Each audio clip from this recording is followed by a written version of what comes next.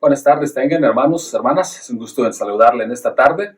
Vamos a continuar nuestro estudio que estamos teniendo cada miércoles. Estamos ahora en la cuarta lección. Es increíble cómo pasa el tiempo. Parece que apenas hace 3 semanas nuestras vidas estaban normales y de repente tenemos que tener nuestra clase bíblica no en nuestros salones, en el edificio de la iglesia, pero por este medio. Pero qué bueno, hermanos, de esta manera hemos conocido a muchos más hermanos y ojalá que podamos seguir en comunicación a través de este medio. Siempre hay que buscar el lado positivo. Cualquier cosa negativa, Dios lo pone en algo positivo. De hecho, es lo que estamos viendo nosotros cada miércoles. Estamos viendo la frase, pero Dios. Hace 3 semanas, el primer miércoles, estudiamos cómo Dios cambió la situación de José.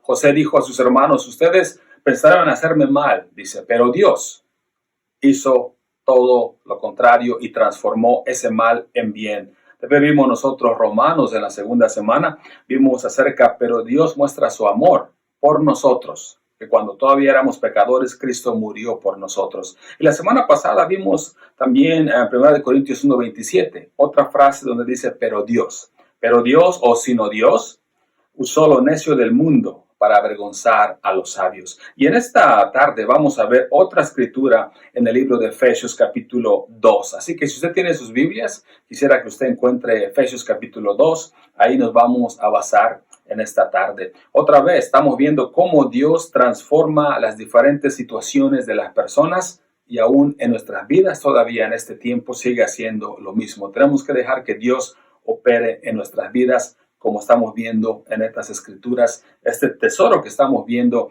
que dice, pero Dios. Cambio algo negativo a algo positivo. Algo que estábamos en desventaja a algo que es positivo hacia nosotros.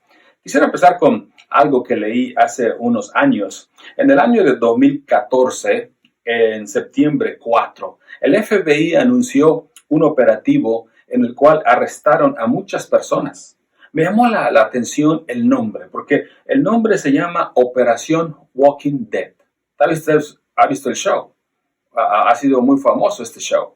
Walking Dead, donde los zombies están arrastrando los pies, caminando, y realmente no son personas, porque no hay adentro, no hay alma, no hay espíritu. Simplemente es como algo externo que está andando, y es la idea. Walking Dead, los que caminan muertos. Bueno, es lo que estaba haciendo estas personas. En la operación Walking Dead le llamaron de esta manera al FBI porque habían personas que estaban cobrando de la oficina del Seguro Social, estaban cobrando ellos dinero mensualmente de sus familiares que habían muerto. Así que querían ellos pasar a alguien que estaba muerto como si todavía estuviera vivo. Pero con este operativo, el FBI arrestó a muchas personas y ellos habían cobrado millones y millones de dólares de estas personas. Así que vamos a hablar un poquito acerca de esos Walking Dead, porque es lo que hagamos nosotros. Si yo le haría una pregunta, espiritualmente, ¿cómo me podría usted demostrar que usted está vivo espiritualmente? ¿Cómo me lo demostraría usted? ¿Qué prueba o qué evidencia me mostraría? La Biblia nos va a decir, ahora que leamos Efesios capítulo 2, nos va a decir que una prueba que nosotros podemos mostrar que estamos vivos es si nosotros extendemos gracia. Si nosotros, esa gracia que hemos recibido de parte de Dios, nosotros también somos capaces de dar gracia a otros. De hecho, la Biblia es muy clara en cuanto a esto. Dice, ustedes han experimentado gracia, tienen que aprender a extendérselo a otros.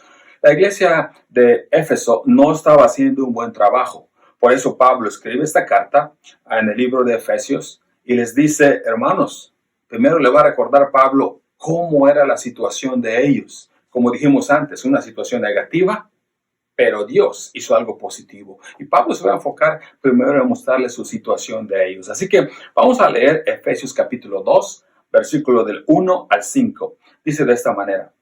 Y Él os dio vida a vosotros cuando estabais muertos en vuestros delitos y pecados, en los cuales anduvisteis en otro tiempo, siguiendo la corriente de este mundo, conforme al príncipe de la potestad del aire, el espíritu que ahora opera en los hijos de desobediencia, entre los cuales también todos vosotros vivimos en otro tiempo, en los deseos de nuestra carne, haciendo la voluntad de la carne y de los pensamientos, y éramos por naturaleza hijos de ira, lo mismo que los demás. Y aquí está nuestra frase, nuestra conjunción. Pero Dios, que es rico en misericordia por su grande amor que nos amó, aun estando nosotros muertos en pecados, nos dio vida juntamente con Cristo. Por gracia sois salvos. Así que Pablo pinta esta foto, pinta esta escena en la cual dice, su situación de ustedes era mala. Su situación era desesperante porque ustedes estaban muertos, porque cuando ustedes siguen la corriente de este mundo y siguen ustedes lo que es la desobediencia, cuando ustedes siguen al príncipe de la potestad del aire, Pablo describe a ustedes, para Dios están muertos. Es como Dios les ve. Esa es su condición espiritualmente. Están muertos. Pero esa hermosa frase, pero Dios. Así que es lo que Pablo les demuestra a ellos. Muy interesante la palabra que Pablo utiliza en el versículo 1. Dice, estaban ustedes muertos en delitos y pecados. Quisiera que tomemos un momento, un instante para entender esas dos palabras. La palabra delito o transgresiones, como dicen otras versiones, la palabra delito es lo que Dios te dice que no hagas y tú lo haces. Es un delito o una transgresión. Pecado es diferente, ahorita lo vamos a ver. Pero delito son las cosas que Dios te dice que no hagas y tú lo haces. Pablo dice, ustedes están muertos de sus delitos y pecados. Un delito, por ejemplo, estaba yo escuchando no hace mucho una niña que estaba emocionada porque le habían comprado su triciclo. Esta niña tenía 4 años y se iba por alrededor de su casa, alrededor de su calle, y estaba contenta por su triciclo nuevo. Pero cada vez que ella aprendía más a manejar su triciclo, a controlarlo, quería irse más lejos. Su mamá le dice, mira, puedes llegar hasta ese árbol, pero si pasas ese árbol, te voy a tener que pegar, porque es peligroso. Allá es donde ya empiezan a pasar carros, así que no quiero que pases ese árbol. La niña mira a su mamá y apunta a su cadera y dice, pues pégame, dice, porque voy a pasar ese árbol. Así que me puedes pegar ya, dice. ¿Qué estaba haciendo esa niña? Esa niña estaba anunciando sus intenciones de cometer un delito o una transgresión. ¿Me dijiste que no pase ese árbol? Castígueme ahora porque voy a pasar ese árbol. Parece chistoso, ¿verdad? Porque los niños así son. Pero cuando somos adultos ya no es tan chistoso. Cuando estamos en delito, cometemos un delito o una transgresión, las consecuencias son más grandes. De hecho, los 10 mandamientos están basados en no cometer este delito. Porque los 10 mandamientos dicen, no cometas adulterio, no robes, y nos dice, no hagas esto. Así que un delito es cuando hacemos algo que Dios dice que no hagamos. El pecado es diferente. El pecado se refiere a las cosas que Dios te dice que hagas y no lo haces. Así que es la diferencia entre un delito y un pecado. Delito, Dios te dice no lo hagas y lo haces. Pecado, Dios te dice haz esto y no lo haces. Dios te dice sé generoso, ayuda a tu prójimo, ama a tu prójimo y tú no lo haces. Dice que vayamos a las personas cuando nos ofenden y en lugar de ir a las personas cuando nos ofenden, no es lo que dice la Biblia que debemos de hacer, de ir uno en uno, después ir con 2, después 3, después a la iglesia, etcétera. Nos da los pasos para seguir. Pero ¿qué hacemos muchas veces?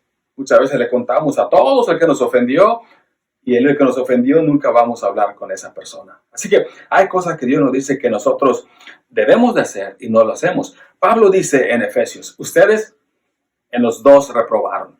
Reprobaron en delitos y reprobaron en pecados. Así que estamos reprobados y por consecuencia espiritualmente están muertos ante Dios. Dios no tolera el pecado, así que eso te hace que tú estés muerto.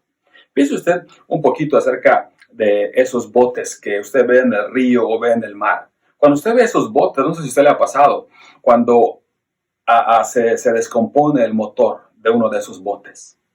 He escuchado historias yo de personas que dicen, estamos en alta mar y el motor está averiado, el motor se echó a perder y el aire nos lleva, la corriente nos lleva y estamos nosotros desesperados porque teníamos que esperar que alguien venga a rescatarnos, buscar maneras que vengan a rescatarnos. Pero quisiera que piense usted en esa condición, cómo ese bote, esa lancha está muerta en medio del mar.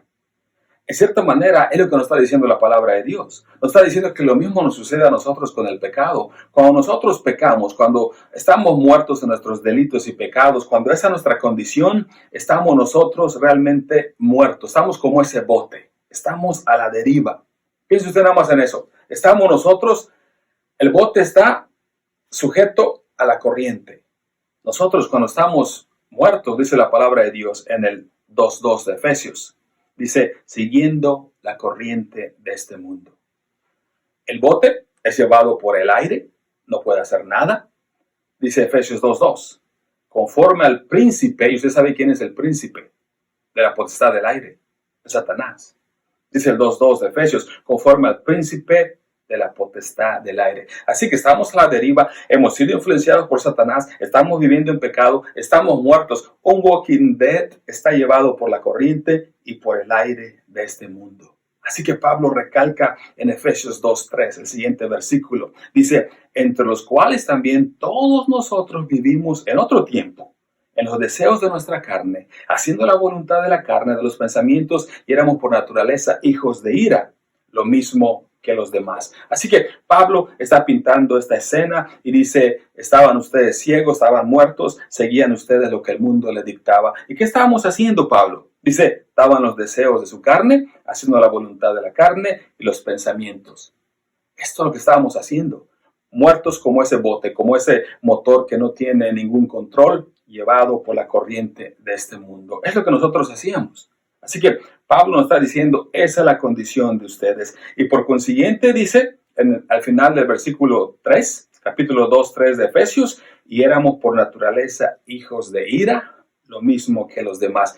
Ese era el final que nosotros íbamos a tener cuando estamos muertos en pecados, cuando somos walking dead, cuando estamos siendo llevados a la deriva. El final de ese bote, cuando no tiene ningún control, son las cascadas. Es su destrucción final. Dice la palabra de Dios, nosotros, por consecuencia, éramos por naturaleza hijos de ira, lo mismo que los demás. Así que era nuestro final, era nuestra sentencia también, la ira de Dios en el día final. Pero tenemos esa hermosa frase, pero. Así que Pablo ya mostró la condición que nosotros teníamos, cuál era nuestra situación de desventaja. Pablo continúa ahora con la hermosa frase, pero Dios, en Efesios 2:4-5, dice, pero Dios, que es rico en misericordia, por su gran amor con que nos amó, aun estando nosotros muertos en pecados, nos dio vida juntamente con Cristo. Por gracia sois salvos. Vea todo lo positivo que ahorita tenemos. Pero hace algo muy importante que Pablo dijo. Pablo dijo tres cosas, primero que nada, en el versículo 4 y 5. Dice, no es que nosotros hayamos hecho algo. ¿Quién? Versículo 4. Pero Dios. Dios es el que hizo algo. Usted no pudo hacer nada para salvarse, para mejorar su situación. Cuando hay un muerto, cuando una persona muerta, dígame usted, ¿qué puede hacer un muerto para ayudarse a sí mismo? Nada. El muerto es llevado de un lugar para otro. Esa es nuestra condición. Por eso dice Pablo en el versículo 4, pero Dios, ¿quién? Dios es el que hizo algo. Dios tuvo que intervenir. ¿Cuál es nuestra condición? Dice en el versículo 5, estábamos muertos en nuestros delitos y pecados. Pero gracias a Dios, dice, ya no somos walking dead. ¿Por qué? Dice el versículo 5, nos dio vida juntamente con Cristo. Hace mucho tiempo, cuando era joven y tuve una oportunidad de trabajar en Cancún en un verano, fui a trabajar en Cancún, en esa zona hotelera, en la playa, y una de las cosas que miré que todavía no se me olvidan fue cuando en una ocasión estaban rescatando a un turista. Este turista se estaba ahogando y las personas que cuidan en la playa, los lifeguards que le llaman, fueron y salvaron a esta persona, lo traían. Realmente la persona que estaban sacando del agua, que se estaba ahogando, parecía como un saco de papas, en el sentido de que como un costal que usted estaba cargando, porque la persona parecía muerta, la persona estaba como dormida, le empezaron a checar sus signos vitales y la persona no respondía, le empezaron a hacer comprensiones, le empezaron a dar respiración boca a boca. Todo esto parecía una eternidad, pero realmente sucedió todo como en 2 minutos. Después de 2 minutos, la persona empezó a reaccionar. Es lo que se me viene a mí a la mente cuando leo Efesios capítulo 2. Esa era nuestra condición de nosotros. Alguien tuvo que actuar, alguien tuvo que hacer algo para que nosotros tuviéramos otra vez vida. Jesús no vino a morir en la cruz para que nosotros seamos buenas personas. Jesús vino en la cruz para darnos vida, porque esa era nuestra condición. Estábamos nosotros muertos. Es lo que hace el Evangelio. Cuando usted obedece, dice la palabra de Dios que pasamos de muerte a vida. Estábamos en tinieblas, ahora estamos en la luz. Es la manera como la palabra de Dios nos dice nuestra situación espiritual antes de obedecer el Evangelio y después de obedecer el Evangelio. Así que nuestra condición es esa. Ahora estamos vivos. Todos los que han obedecido el Evangelio, todos los que hacen la voluntad de Dios, ahora están vivos. Recordemos lo que Pablo le está diciendo, hermanos. Esto es lo que Dios hizo por ustedes a través de Jesús. Así que Pablo lo vuelve a repetir. Saltamos al versículo 8, Efesios 2:8. Dice, porque por gracia sois salvos por medio de la fe, y esto no es de vosotros, pues es don de Dios. Así que no es lo que tú hiciste, no hay nada que tú hubieras hecho para salvarte. Dios te salvó a ti. Una de mis ilustraciones favoritas que aprendí hace tiempo es acerca de la tortuga que está encima de una cerca. Muy interesante. Una pregunta que pusieron cuando estaba la tortuga encima de la cerca. Y ahorita vamos a ver el dibujo en la pantalla. ¿Cómo llegó la tortuga allá? Y usted dice, bien fácil. No llegó por sí sola. Alguien la tuvo que poner allá. Es imposible que una tortuga haga eso y llegue a estar encima de esa cerca de la manera como está. Alguien tuvo que ayudarla. Por sí sola no pudo haberlo hecho. Y es lo que Pablo está diciendo, hermanos. Ustedes estaban muertos en sus delitos y pecados. Era su condición espiritual y Dios les dio vida a ustedes a través de Jesucristo. Así que Pablo quiere que nosotros entendamos eso. Pero ¿sabe qué? Pablo no solamente quiere que entendamos eso. Pablo no quiere que nosotros nada más entendamos de que ahora ya no estamos muertos, ahora estamos vivos. Sino que no quiere que nosotros sepamos que fuimos rescatados de una condición terrible, sino que también fuimos rescatados para algo especial. En otras palabras, no solamente ya no vamos a tener la ira de Dios, pero ahora nosotros podemos ser algo especial. Podemos ser útiles para el Señor. Por eso Pablo continúa en Efesios 2:10 y dice, porque somos hechura suya. Escucha esa frase. Hechura suya, creados en Cristo Jesús para buenas obras, las cuales Dios preparó de antemano para que anduviésemos en ellas. Así que Pablo dice, hermanos, la palabra original, hermanos, cuando Pablo dijo hechura suya, se refiere a una obra de arte. Así que Pablo dice, hermanos, ustedes saben quiénes son. Cuando Dios hace algo bueno, hace algo hermoso. Y ustedes son algo hermoso. Ustedes son hechura suya. Ustedes fueron hechos por Él. Han sido moldeados por Él. Ustedes son una obra de arte de Dios. ¿Para qué? Para que ustedes hagan buenas obras. Y es lo que Pablo quiere que los hermanos de Éfeso entiendan. Hermanos, ¿sabe cómo muestran sus signos vitales que están vivos espiritualmente? Cuando ustedes están mostrando la gracia a otros. Dios le ha dado gracia a ustedes, les ha perdonado sus pecados, estaban muertos. Ahora, ¿cómo ustedes van a expresar esa gracia al mundo de afuera? Es algo que no estaban haciendo bien los hermanos. Nosotros muchas veces pensamos que es nada más ir a la iglesia, ya me arrepentí, ya me bauticé, quiero seguir fiel, pero tenemos nosotros que mostrar esa gracia a otras personas. Por eso Pablo le mostró a los hermanos, vean lo que el Señor ya hizo por ustedes. Ahora, ¿qué van a hacer ustedes para otras personas? Así que deje que Dios le utiliza. Utilizando otra vez el ejemplo del bote a la deriva, que estaba completamente el bote siendo llevado por la corriente porque tenía un motor muerto.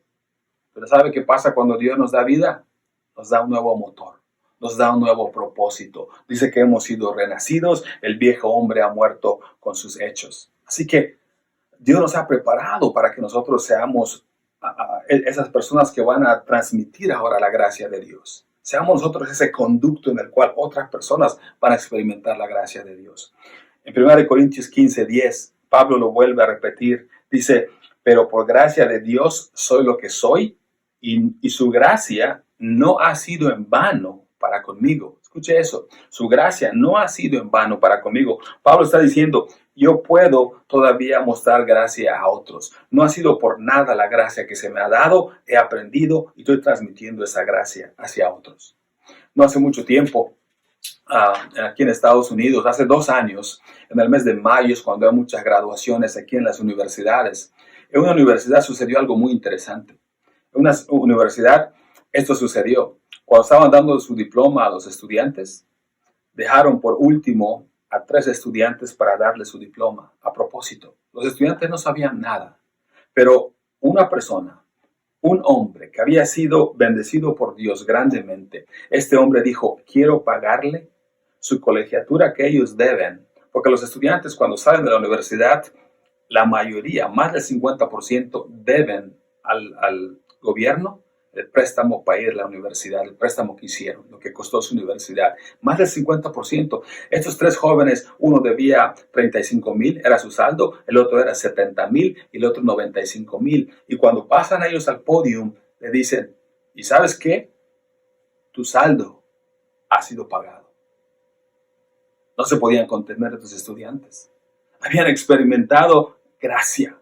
Les había llovido esa gracia a ellos. ¿Y sabe qué van a hacer los estudiantes? Cada uno que pasaba, pasó el de 75,000, tu saldo ha sido pagado. Pasó el 95,000, tu saldo ha sido pagado. Los 3 no se pudieron contener. Porque es un cambio total para sus vidas. Los estudiantes pueden decir como nosotros estamos estudiando, pero Dios. Tenía yo una deuda que iba yo a pagar y me iba a costar años y años de trabajo para juntar ese dinero. Pero Dios utilizó a esta persona. ¿Cómo nosotros podemos ayudar a personas para que nosotros también, así como dijimos un día, pero Dios, en nuestra situación que Dios nos salvó, en la situación que era negativa, para que otras personas también digan, pero Dios? Podemos hacer eso, podemos dejar que Dios nos utilice como obra de arte que somos, como personas que hemos experimentado la gracia. ¿Podemos nosotros también transmitir esa gracia? Ojalá que sí, porque si usted está dando gracia a otros, es un signo de que usted está vivo espiritualmente. No es un walking dead. Así que, ¿cuántos ejemplos podríamos decir? Pablo utiliza muchos ejemplos. En el libro de Efesios 4:28, Pablo utiliza un ejemplo y dice, el que hurtaba, no hurte más, sino trabaje haciendo con sus manos lo que es bueno, para que tenga que compartir con el que padece necesidad. Pablo dice, ¿sabe por qué Dios nos ha dado trabajo? Para que nosotros también podamos ayudar a otros. Dios nos da ese don de obtener un trabajo, de tener salud, de tener manos para obrar, para que podamos nosotros dar también gracia. El que hurte dice, ya no hurte más, pero trabaje para que pueda ayudar a otros. Así que es lo que dice Pablo en Efesios 4:28. En Efesios 5:2, Pablo utiliza otro ejemplo y dice, deben ustedes aprender a amar y perdonar. Es otra muestra de que la gracia de Dios está obrando en ustedes y ustedes lo están transmitiendo. Dice en Efesios 5:2, andad en amor como también Cristo nos amó. Se entregó a sí mismo por nosotros, ofrenda y sacrificio a Dios en olor fragante. Así que donde sea que usted viva, no importa que usted tenga mucho dinero o poco dinero, usted puede, con los que le rodean, transmitir esa gracia para que la gente pueda decir, hey, pero Dios. Así que estamos nosotros mostrando que ya no somos walking dead, pero estamos vivos en el Señor. Así que Pablo, para terminar, utiliza 3 ejemplos más. De hecho, son 3 bloques de escritura que utiliza Pablo. El primer bloque está en Efesios 5:21 al 33. No lo vamos a leer, pero este primer bloque, el ejemplo que Pablo utiliza es la relación entre esposos y esposas. No hace mucho escuché esto. Cuando empezó lo de la cuarentena, con lo del coronavirus, y empezaron a anunciar que nos tenemos que quedar en nuestras casas, no lo va a creer lo que yo escuché. Escuché una señora que dijo, oh no, voy a tener que estar con este hombre, dice, refiriéndose a su esposo. Voy a tener que estar con este hombre todos estos días encerrado en la misma casa. Esto no va a terminar bien. Qué triste esa situación. Muy triste. Muchas veces podríamos decir, nosotros vamos a utilizarlo de una manera positiva. Oh, voy a estar con mis hijos, voy a estar con mi familia, con mi esposa, vamos a estar más unidos, vamos a tener más devocionales, vamos a obtener ese tiempo de calidad que no teníamos porque estábamos muy ocupados antes. Qué triste escuchar que alguien diga esto. Los cristianos, recordemos, somos luz en este mundo, somos la sal de la tierra. Y Pablo dice, hermanos, la relación entre esposos y esposas. Dice, es importante. Por eso Pablo, cuando empieza en Efesios 5:21 al 33, dice, someteos los unos a los otros en el temor de Dios, dice. Ahí está ese primer bloque. El segundo bloque que Pablo quiere que los hermanos de Éfeso entiendan es Efesios 6, del 1 al 4. Habla de la relación entre padres e hijos. Y es muy importante, dice en el 6:1, hijos, obedeced al Señor a vuestros padres, porque esto es justo. Y Pablo continúa más versículos hablando de esa relación. Así que, dice Pablo, mejoren ustedes esa relación. Que el mundo vea que ustedes son hijos de Dios, como ustedes se llevan entre esposos y esposas. Que el mundo vea esa relación entre padres e hijos. Si hay algún mal, si hay algo malentendido, que la gracia que ustedes han experimentado, ustedes extiéndanlo a esa relación. Y también habla del trabajo. En el trabajo, en Efesios 6, 5 al 4, es el tercer bloque que Pablo utiliza. Habla la relación entre empleado y empleador. Pablo utiliza, dice, ustedes amos, traten bien a sus siervos, y ustedes siervos, dice, obedezcan bien a sus amos, y habla de esa relación que debe de haber. Así que Pablo habla del trabajo, habla hijos y padres, habla esposo y esposa, y dice, hermanos de Éfeso, hermanos, deben ustedes de demostrar esa gracia en todos estos problemas que hay. Muestren ustedes que son hijos de Dios. Ya no son Walking Dead, ya no siguen la corriente, ya no andan como el mundo anda. Ustedes son diferentes. Cuando nosotros vemos el cristianismo es un viaje, es una carrera que nosotros tenemos. Y esta carrera que queremos llegar al final, queremos la vida eterna. Esta carrera muchas veces van a haber topes, van a haber baches. Y nosotros no somos perfectos, nos levantamos y seguimos hacia adelante. Pero ¿sabe qué es lo importante? Lo importante es tomar esa decisión de empezar a tomar el viaje. Tristemente, tengo muchos amigos y muchos parientes que no han empezado ese viaje. No han leído la Biblia para entender qué es lo que tienen que hacer para ser salvos. Y el Señor lo está diciendo aquí en Efesios que estamos leyendo. Dice, esto eran ustedes, así es como Dios les mira a ustedes como Walking Dead. No están vivos para Él, están muertos espiritualmente. Pero los que se han convertido, los que han leído la palabra de Dios, los que siguen su voluntad, están vivos ahora. Quisiera terminar con esta ilustración. De hecho, es un hecho verídico. Durante la presidencia del presidente Andrew Jackson, había un hombre que se llamaba George Wilson.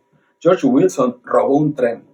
En ese tiempo se transportaba el dinero, los pagos de muchas cosas, de muchas empresas por tren. Este hombre robó el tren y en el transcurso de estar robando este tren, George Wilson mató a un guardia. Bueno, lo atraparon, lo llevaron a la justicia, lo sentenciaron en ese tiempo, muerte por ahorcamiento, la horca. Así que lo iban a ahorcar, era su sentencia. El público, cuando supo de esto, empezó a hacer una petición diciendo, este hombre no tiene un récord malo, este hombre es un padre de familia y este hombre no ha hecho cosas muy malas, creo que no merece la pena capital, no merece que lo ahorquen, denle vida por siempre en la cárcel, denle cadena perpetua, pero que no le den ahorcamiento. Bueno, la presión llegó al presidente Andrew Jackson. Y Andrew Jackson, como usted sabe, el poder que tienen aquí los presidentes en Estados Unidos, ellos pueden perdonar a personas que han cometido crímenes. De hecho, cada presidente perdona cuando menos a 10 personas cada vez que tienen la oportunidad, pero tienen ellos que ver cuál es lo que las personas han hecho, qué delito han hecho. Bueno, este presidente Andrew Jackson firmó y le envió la carta a George Wilson. Le envió esta carta a George Wilson donde decía, te perdono y no vas a ser ahorcado, vas a tener cadena perpetua. Pero ¿sabe qué sucedió? Nadie esperaba esto. Hasta este momento nadie había dicho no cuando le estaban dando un perdón. Ningún reo había dicho no. Y este George Wilson dijo, no lo quiero. Lo rechazó. Todos quedaron sorprendidos porque nunca había sucedido esto. Todos asumían de que si el presidente te daba perdón, tenías que aceptarlo. Pero finalmente, este caso fue a la Corte Suprema de los Estados Unidos. Y finalmente, por primera vez en la historia, ellos dijeron esto. La Corte Suprema dijo, el perdón que el presidente da solo tiene valor dependiendo si la persona que es perdonada lo recibe. ¿Escuchó eso? El perdón que el presidente da solo tiene valor dependiendo si la persona que es perdonada lo recibe. George Wilson dijo, no lo quiero, y murió en la horca. Lo ahorcaron. Así que la Suprema Corte dijo, el perdón no solo se obsequia, tiene que ser recibido. Pensemos nosotros en nuestra condición. Cuando éramos Walking Dead, los que han obedecido el Evangelio, decidieron ellos aceptar el perdón de Dios. Decidieron aceptar el sacrificio de Jesús en la cruz. E hicieron ellos y obedecieron lo que tenían que hacer. Se arrepintieron, se bautizaron. Pero es importante esto, que para que nosotros recibamos gracia primero, tenemos que aceptarla. Tenemos que recibir lo que Dios nos da. Tristemente, en el mundo en que vivimos, Dios está dándoles el perdón, quiere darles el perdón. Les dice, vengan a mí todos los que están cansados, yo les haré descansar. Pero hay gente que dice como George Wilson, no lo quiero. El diablo, el padre de la mentira, les ha llenado la cabeza con muchas cosas pensando que están bien, pero no están bien. La elección más importante que nosotros tenemos y que hacemos no es cuando nosotros votamos por un presidente que queramos. La elección más importante que nosotros hacemos es cuando elegimos seguir a Cristo. Esa es la elección más importante. Si usted todavía no lo ha hecho, le animo a que usted haga esa decisión, que no siga creyendo al padre de la mentira y que reciba usted ese perdón que Dios le quiere dar a través de Jesucristo. Si usted ya es cristiano, pero tal vez usted está medio Walking Dead, tal vez usted no está impartiendo gracia a otros, tal vez no es la luz del mundo, mejore. Lea esta epístola que Pablo le escribió a la iglesia de Éfeso y vea usted su situación y diga, wow, esa era mi situación. Lo menos que puedo hacer es mostrar gracia a otros porque he recibido gracia. Muchas gracias por su atención, hermanos. Dios les bendiga y nos vemos en la siguiente sesión.